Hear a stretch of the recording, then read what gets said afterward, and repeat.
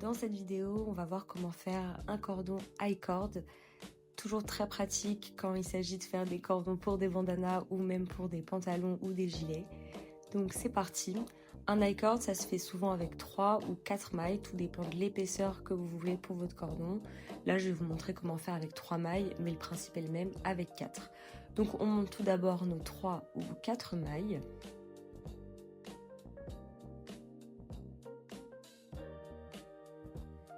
J'ai mes 3 mailles et maintenant l'objectif ça va être de toujours tricoter ces 3 mailles en droit.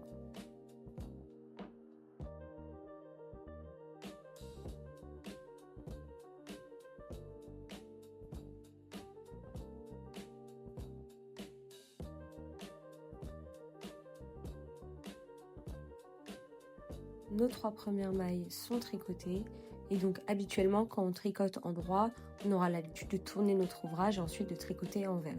Mais là pour l'high cord, comme je le disais, il faut toujours tricoter en droit.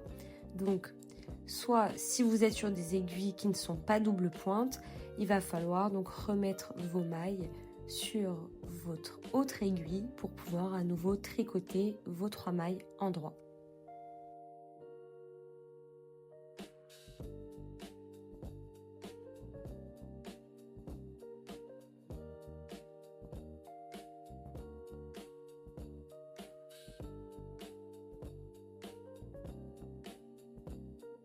Et si vous avez des aiguilles double pointe, eh bien, au lieu de changer d'aiguille, vous glissez simplement vos 3 mailles de l'autre côté de l'aiguille pour pouvoir recommencer en droit.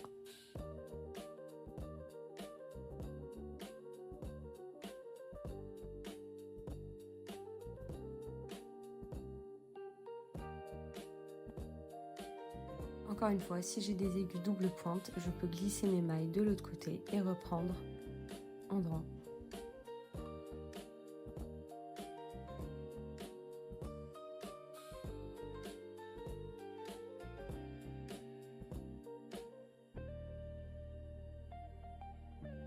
Et le cordon commence à apparaître. Donc si j'ai pas d'aiguille double pointe, je remets mes mailles sur mon autre aiguille pour pouvoir continuer à tricoter en droit mon high cord.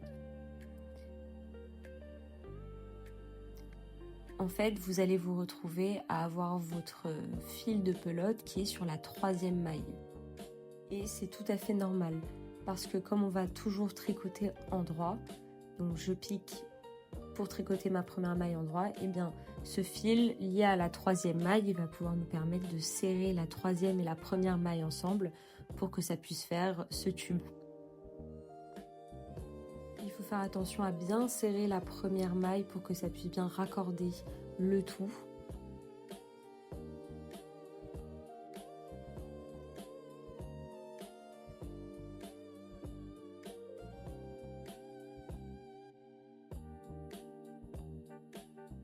Après quelques rangs, voici à quoi ressemble notre high cord. Bien sûr, l'épaisseur de votre high cord pourra dépendre du type de fil que vous utilisez et si vous le faites à 3 ou 4 mailles.